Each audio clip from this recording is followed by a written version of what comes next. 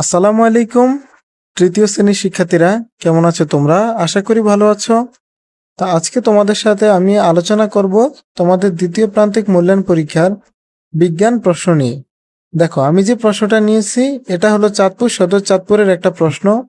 এই প্রশ্নটা যদি তোমরা পড়তে পারো তাহলে তোমাদের পরীক্ষার মধ্যে হুবহু কমন আসবে।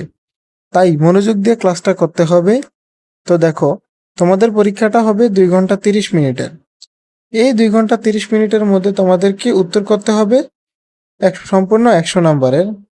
এবছর যদি তোমাদের 70 নাম্বারের পরীক্ষা হতে পারে, দেখো, তবে প্রশ্নের মান কিন্তু একই থাকবে, হয়তো নম্বর পরিবর্তন হতে পারে। যেমন এখানে 1 নংয়ে সঠিক উত্তর আছে 10টা। পদার্থের অবস্থা কয়টি? খ নংয়ে আছে ঘর আলোকিত করার জন্য আমরা কোন শক্তি ব্যবহার করি? নিচের কোন বলের প্রভাবে গাছ থেকে ফল ভূপৃষ্ঠে পড়ে? পৃথিবীর উপরিভাগের 4 ভাগের কয় ভাগ পানি? বেলুনে ফু দিলে কি হয়? টেলিভিশন, কম্পিউটার, ফ্রিজ কোন ধরনের যন্ত্র? ফুটবল, কমলালেবু উভয়ই ড্যাশ। মানুষের তৈরি পানির উৎস কোনটি? পানিকে ফ্রিজে ঠান্ডা অবস্থায় রাখলে কিসে পরিণত হয়? বরফে।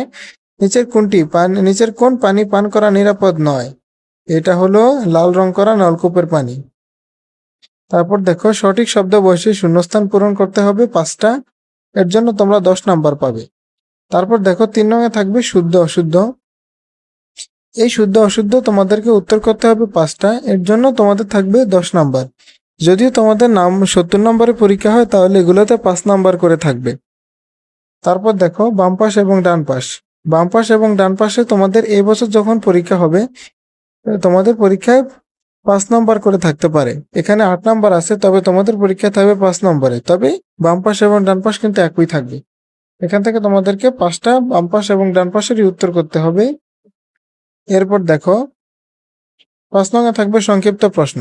এই সংক্ষিপ্ত প্রশ্ন 12টা থাকতে পারে। এই 12টা থেকে তোমাদেরকে 10টা উত্তর করতে হবে। এর জন্য তোমরা 10 নাম্বার পাবে। এরপর দেখো, বর্ণনামূলক প্রশ্ন।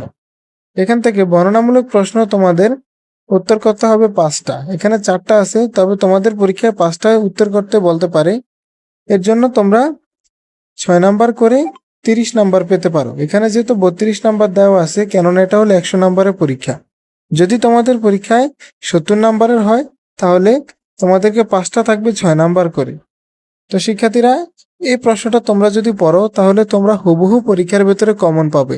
তাই মনোযোগ দিয়ে এই প্রশ্নের অ্যান্সারগুলো পড়ার চেষ্টা করবে। আর এই চ্যানেলে নতুন হলে অবশ্যই চ্যানেলটাকে সাবস্ক্রাইব করবে। আশা করি সুস্থ থাকবে, ভালো থাকবে। আসসালামু আলাইকুম।